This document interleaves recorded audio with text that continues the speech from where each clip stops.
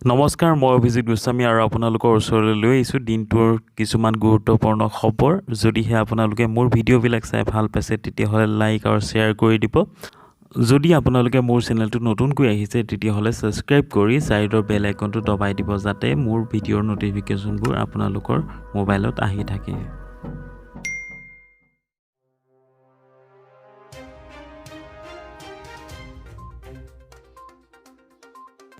Corona ভাইৰাছৰ সংক্ৰমণৰ বৃদ্ধি হৈ অহাৰ বাবে মঙলবাৰৰ পৰা হ'ব লগা ৰেণ্ডম টেষ্ট বাতিল কৰিবলগীয়া হৈছে। মহানগৰীৰ 12টা কেন্দ্ৰত 50,000ৰো অধিক লোকৰ স্বাস্থ্য সংগ্ৰহ কৰাৰ কথা সদৰি কৰিছিল মন্ত্ৰী হেমন্ত বিশ্ব শৰ্মাই।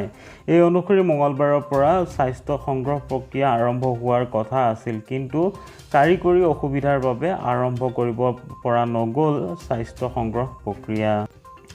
উল্লেখ্য যে আৰক্ষী, ক'ভিড ৱাৰ্ডৰ চিকিৎসাকৰ্মী, প্ৰশাসনৰ লোক, petrol pump, dhaba, truck, Guwahati সুমুৱা স্থান, চালক, হেণ্ডিমেন, সাধাৰণ লোকৰ স্বাস্থ্য পৰীক্ষা কৰাৰ কথা সদৰি কৰিছিল স্বাস্থ্য বিভাগ তথা চৰকাৰে। ইফালে এই কাম মঙলবাৰে আৰম্ভ কৰিব নোৱাৰা প্ৰসংগত লেব টেকনিচিয়ানসকলৰ প্ৰকৃত প্ৰশিক্ষণ দিয়াৰ বাবে কিছু পলম হৈছে বুলি কামৰূপ মহানগৰৰ উপায়ুক্ত বিশ্বজিৎ পেগুৰ মন্তব্য কৰে। মঙলবাৰে সংবাদ মাধ্যমত উপায়ুক্তগৰাকীয়ে কয় যে বৰ্তমান গুৱাহাটীত আছে 80টা কণ্টেইনমেণ্ট জোন। পূৰ্বে ঘোষণা কৰা আন কণ্টেইনমেণ্ট জোনসমূহ উঠাই দিয়া হৈছে। ঠিক তেনেদৰে শান্তিপুৰ, বিষ্ণুপুৰ, আঠগাঁও আদিক স্পৰ্শকাতৰ স্থান বুলিও কয় উপায়ুক্তগৰাকীয়ে। আনহাতে গুৱাহাটীৰ 46টা পাৰ্কিঙৰ স্থান আৰু 157টা ৱেৰহাউছ গুদাম চিনাক্ত কৰিছে প্ৰশাসনে। এইসমূহৰ পৰা সংগ্ৰহ কৰা হ'ব স্বাস্থ্যৰ টেষ্ট।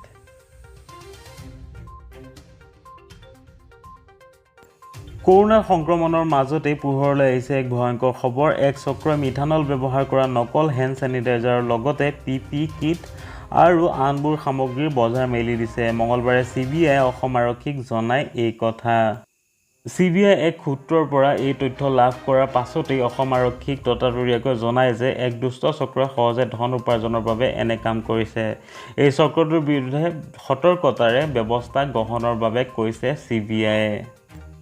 উল্লেখযোগ্য যে মিথানল ব্যৱহাৰ কৰি প্ৰস্তুত কৰা এই হেণ্ড ছেনিটাইজাৰ অতি বিষাক্ত, যাৰ দ্বাৰা প্ৰাণহানি হোৱাৰো সম্ভাৱনা নথকা নহয়। এই কৰোনা সংকটৰ এই সময়ছোৱাত তেনে এক দুষ্ট চক্ৰই কৰা এই কাম অতিকৈ চিন্তনীয়।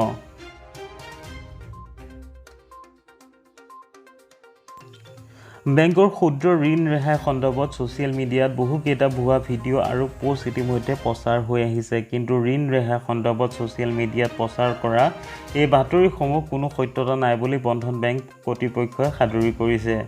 প্ৰকৃততে চৰকাৰ আৰু ৰিজাৰ্ভ বেংক অৱ ইণ্ডিয়াৰ নিৰ্দেশনা অনুসৰি বেংকৰ গ্ৰাহকক কিছু অসাময়িক স্থগিতাদেশ জাৰি কৰিছে। অৰ্থাৎ ঋণ দিয়াৰ ক্ষেত্ৰত কেৱল ঋণৰ কিস্তি পৰিশোধ কৰাত স্থগিতাদেশ ৰাখিছে কৰ্তৃপক্ষই, কিন্তু ইয়াৰ অৰ্থ ঋণ ৰেহাই নহয়।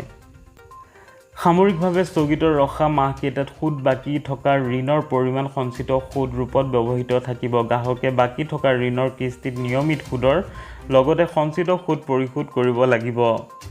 তদুপৰি ৰিজাৰ্ভ বেংক অৱ ইণ্ডিয়াৰ লগতে ক্ষুদ্ৰ ঋণৰ সাময়িক স্থগিতাদেশৰ ক্ষেত্ৰত বহুকেইটা বিত্তীয় প্ৰতিষ্ঠানেও ইতিমধ্যে ঘোষণা কৰিছে। গ্ৰাহকৰ অনুৰোধৰ প্ৰতি লক্ষ্য ৰাখিহে বেংকে এই সুবিধা প্ৰদান কৰিছে। সেয়েহে ঋণ ৰেহাইৰ ভুৱা বাতৰিত বিশ্বাস নকৰিবলৈ বেংকৰ গ্ৰাহকসকলক অনুৰোধ জনায়।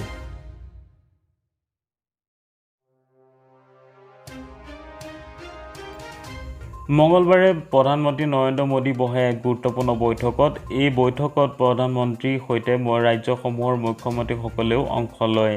এই বৈঠকখনত কৰোনা ভাইৰাছ আনলক আৰু আগন্তুক সময়ত এই ভাইৰাছৰ সংক্ৰমণৰ প্ৰতিৰোধৰ বাবে কি পদক্ষেপ গ্ৰহণ কৰা হ'ব সেই সন্দৰ্ভত এক ভিডিঅ' কনফাৰেন্স যোগে বৈঠকখনত আলোচনা কৰা হয়। এই বৈঠকখনত প্ৰধানমন্ত্ৰী নৰেন্দ্ৰ মোদীয়ে কয় যে দেশত কৰোনাত আক্ৰান্তসকলৰ ভিতৰত 50%ৰো অধিক লোক সুস্থ হৈছে আৰু লাহে লাহে অৰ্থব্যৱস্থা ভাল হ'বলৈ ধৰিছে।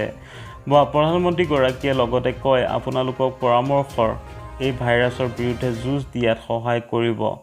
আমি যিমানেই কৰোনাত আক্ৰান্ত লোকৰ সংখ্যা কম কৰিব পাৰিম, সিমানেই এই ভাইৰাছ সংক্ৰমণ হ্ৰাস কৰিব পাৰিম, সিমানেই অৰ্থব্যৱস্থা সফল হ'ব। লগতে কাৰ্যালয়বোৰক পুনৰ খুলিব, পৰিবহণ ব্যৱস্থা অধিক লাভ কৰিব, নিবনুৱাসকলে নিযুক্তিৰ সুবিধা লাভ কৰিব। উল্লেখযোগ্য যে দেশত যোৱা 24 ঘণ্টাত নতুনকৈ 10,667 জনলৈ লোক আক্ৰান্ত হৈছে কোভিড-19ত আৰু এই সময়ছোৱাত ভাৰতত কৰোনাত আক্ৰান্ত হৈ 380 জনে হেৰুৱাইছে প্ৰাণ। বৰ্তমানলৈ দেশত 3.43 লাখৰো অধিক লোক আক্ৰান্ত হৈছে কৰোনা ভাইৰাছত। ইয়াৰে 1.53 লাখৰো অধিক ৰোগী চিকিৎসাধীন হৈ থকাৰ বিপৰীতে সুস্থ হৈ উঠিছে 1.80 লাখৰো অধিক লোক। এই বৈঠকত অংশগ্ৰহণ কৰিছে ক্ৰমে হিমাচল প্ৰদেশ, চণ্ডীগড়, গোৱা, মণিপুৰ, নাগালেণ্ড, লাডাখ, পণ্ডিচেৰী, পাঞ্জাৱ, অসম, কেৰালা, উত্তৰাখণ্ড, ঝাৰখণ্ড, ছত্তীশগড়, ত্ৰিপুৰা, ছিকিম, লক্ষদ্বীপ, অৰুণাচল প্ৰদেশ, মেঘালয়, মিজোৰাম আৰু আন্দামান নিকোবৰৰ মুখ্যমন্ত্ৰীয়ে।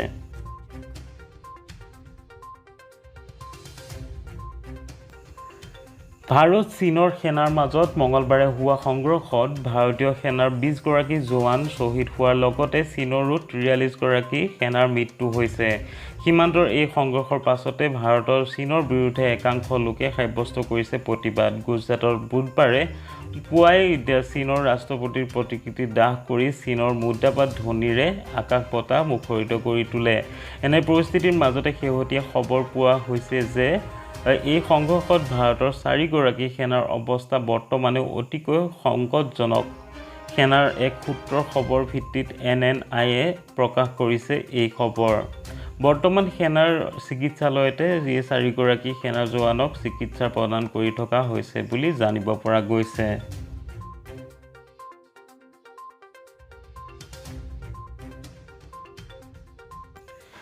30 জুনলৈকে খোলা নহয় কামাখ্যা মন্দিৰৰ দুৱাৰ।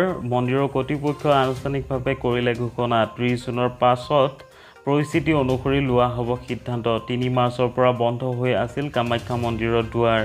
নিয়ম অনুসৰি অনুষ্ঠিত হ'ব এইবাৰৰ অম্বুবাচী মেলা। অৱশ্যে ভক্তক দিয়া নহ'ব প্ৰৱেশৰ অনুমতি।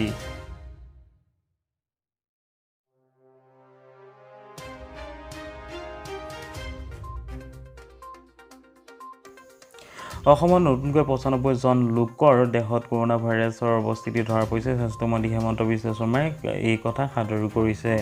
উল্লেখযোগ্য যে 95 জন লোকৰ ভিতৰত 21 জন যোৰহাটৰ, 20 জন গোলাঘাটৰ, 12 জন হাইলাকান্দিৰ, ডিব্ৰুগড় আৰু কামৰূপৰ 6 জনকৈ লোক, 7 জন কাৰ্বি আংলঙৰ, ধেমাজি, বৰপেটা আৰু কাছাৰৰ 4 জনকৈ লোক, 3 জন বঙাইগাঁৱৰ, নগাঁও আৰু ওদালগুৰিৰ 2 জনকৈ লোক আৰু ডিমা হাছাও আৰু শোণিতপুৰৰ 1 জনকৈ লোক। 2 জন লোকৰ সবিশেষ বৰ্তমানো লাভ কৰা হোৱা নাই। অসমত কৰোনা আক্ৰান্ত লোকৰ সংখ্যা হৈছেগৈ 4,605 জন।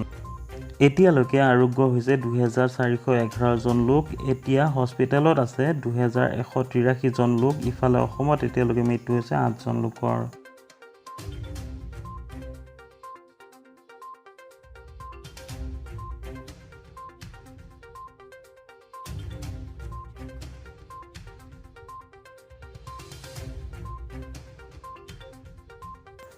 স্নাতক শিক্ষাৰ্থীলৈ 1,000 টকাকৈ মুকলি কৰিলে শিক্ষা বিভাগে। 67,531 গৰাকী শিক্ষাৰ্থীৰ একাউণ্টত জমা হ'ব এই ধন। পাঠ্যপুথি ক্ৰয়ৰ বাবে ছাত্ৰ-ছাত্ৰীসকললৈ এই সাহায্য প্ৰদান কৰিছে শিক্ষা বিভাগে। প্ৰজ্ঞান ভাৰতী আঁচনিৰ অধীনত এই সাহায্য প্ৰদান কৰিছে। 2 লাখ শিক্ষাৰ্থীক সামৰি লোৱা হ'ব এই আঁচনিত। টুইটাৰ যোগে এই কথা জনালে শিক্ষামন্ত্ৰী হিমন্ত বিশ্ব শৰ্মাই।